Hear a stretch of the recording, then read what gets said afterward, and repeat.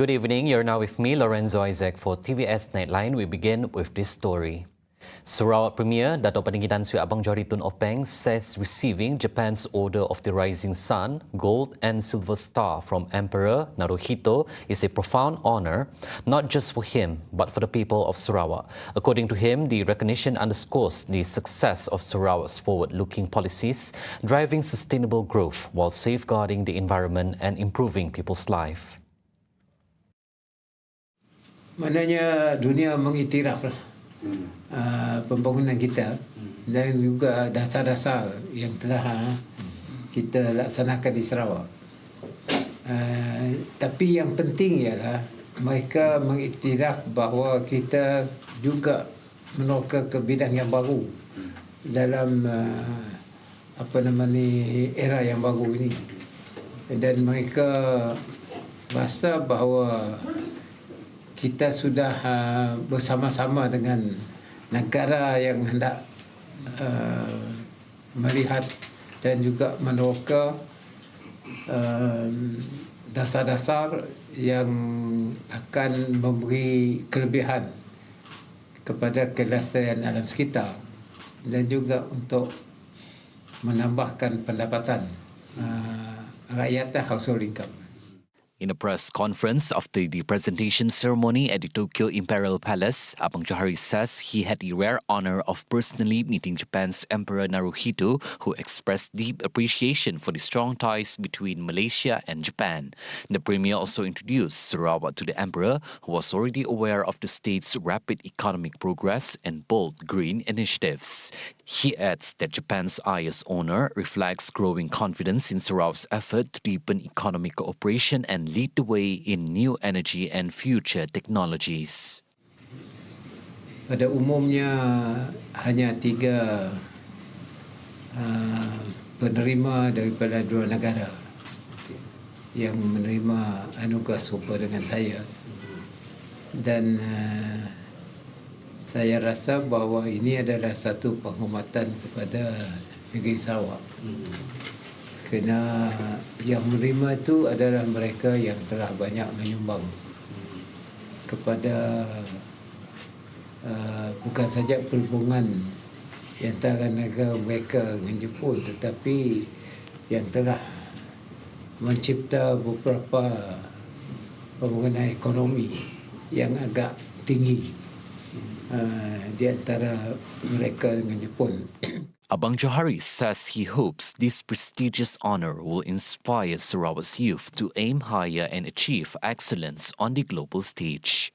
Saya rasa bersyukur kerana nampaknya saya adalah satu-satunya yang menerima penugerahan ini di Pulau Borneo, dan juga satu-satunya, tak banyak yang menerima anugerah ini.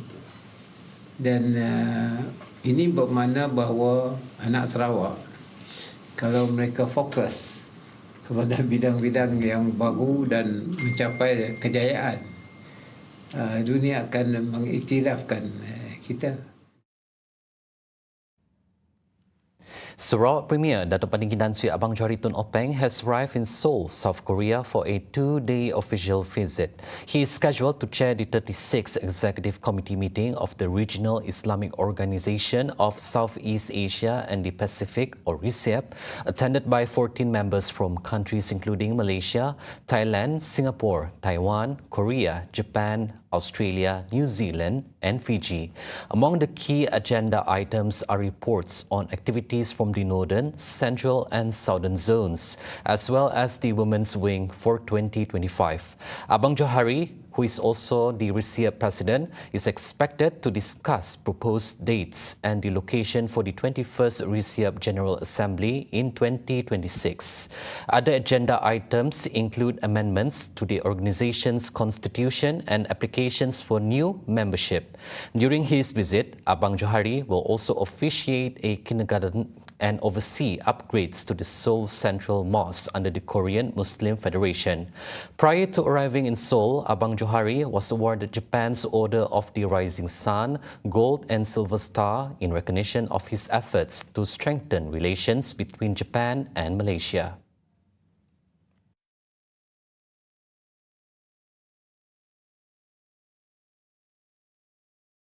Sarawak Berhad, or Petros, has signed 3 strategic energy agreements with several international industry leaders.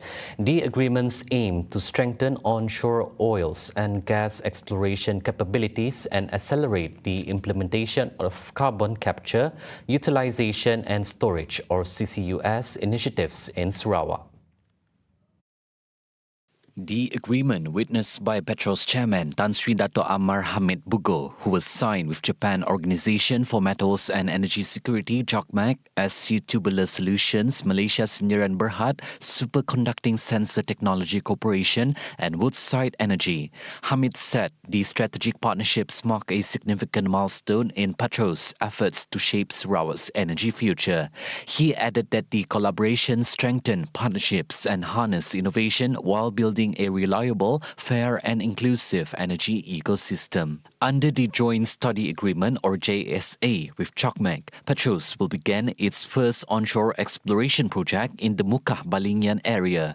At the same time, Petros, together with SCTSM and SUSTEC, will conduct a proof of concept study using superconducting quantum interference device, transient electromagnetic method, or SQUID-TEM technology to detect oil and gas signals at the Adong Kecil West Field in Miri. Meanwhile, the Storage Study Agreement, or SSA, with Woodside Energy will focus on evaluating carbon storage capacity at Site 3A, offshore central Luconia. Overall, the 3 strategic agreements will strengthen Sarawak's energy capabilities, accelerate innovation in exploration and low-carbon technology, and create new opportunities for local talent and enterprises. A 22-door longhouse block in Kampong Long Loyang, Tinjar, was completely destroyed by a fire last night, rendering approximately 190 residents homeless. In a statement today, the Fire and Rescue Department Bomba reported that an elderly man sustained burns in the incident and was treated at the Long Loyang Health Clinic. Only 1 casualty was reported. Bomba received a distress call at 8:33 p.m. and dispatched a team of 10 firefighters from Lopeng Fire Station to the scene, which is located approximately 160 kilometers away. However, the responding team was unable to reach the village due to treacherous road conditions, rain, darkness, and poor visibility that pose serious safety risks. According to information from villagers, prompt action by the local community successfully prevented the fire from spreading to other nearby longhouse blocks. The blaze was fully extinguished at 10:07 p.m. This morning, Bomba personnel, together with a fire forensics officer, continued their journey to the site to conduct an investigation and assess the extent of the losses. Kampong Long Loyang is a Kenyah settlement comprising 3 longhouse blocks with a total of 130 doors, housing 1,096 residents. From the best scripts to the international screen, the ASEAN International Film Festival and Awards 2025 celebrates the beauty of the film arts in this region. Join us for a night full of honors.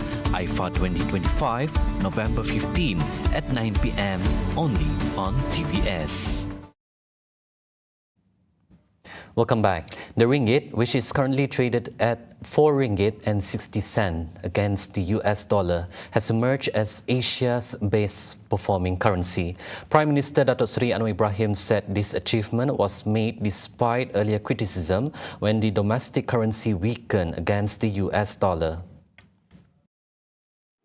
Ringgit yang dulu kita diserang bertubi-tubi, ringgit jatuh. Sekarang bila ringgit mengukuh, tak sebut sepatah pun. Ini masalah dia. Jadi sekarang ni, hari ini 4 ringgit 16 sen ketimbang $1. Best performing currency in Asia. Anwar explained that the performance is not determined by the government, but rather by positive credit ratings from international agencies S&P Global Ratings and Moody's Ratings. He added that both agencies have maintained Malaysia's sovereign credit rating at A- and A3, respectively, reflecting a stable and strong outlook.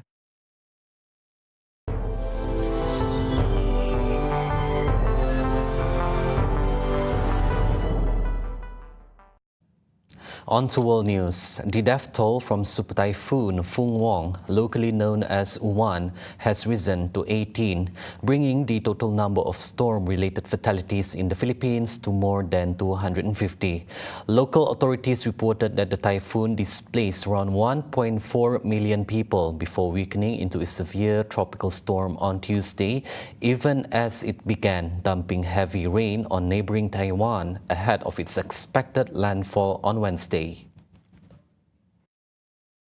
Rescue operations in the Cagayan Valley region have been hampered by landslides, leaving many residents cut off while others sought shelter in evacuation centers. Authorities said rebuilding efforts will face significant challenges once residents return home.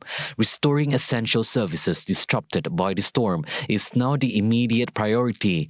Road clearing, power restoration, and re-establishing communication lines are underway, according to the country's rescue and emergency services. All schools, businesses, and government offices remain closed as the country deals with the aftermath of the twin storms. Government and weather agencies have forecast up to 400 millimeters of rainfall over the next 24 hours, warning of possible flash floods and landslide.